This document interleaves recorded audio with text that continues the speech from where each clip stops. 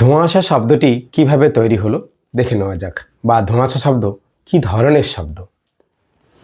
ধোঁয়াশা শব্দটি তৈরি হয়েছে ধোঁয়া যুক্ত কুয়াশা এই দুটি শব্দের মিলনে, কিন্তু এখানে সন্ধি হয়নি।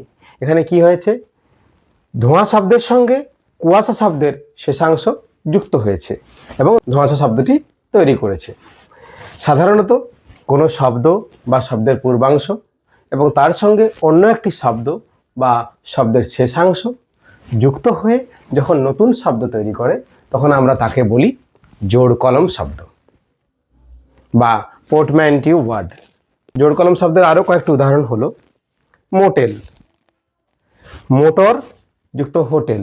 এখানে কি হয়েছে, মোটর প্রথম শব্দের প্রথমাংশ পরের শব্দের শেষাংশ যুক্ত হয়ে তৈরি হয়েছে মোটেল।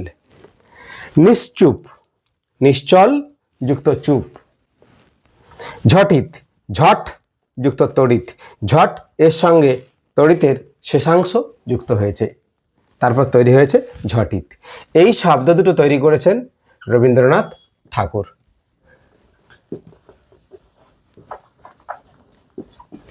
তাহলে এই ধরনের শব্দগুলোকে আমরা বলবো জোড় কলম শব্দ বা পোর্টম্যান্টিউ ওয়ার্ড।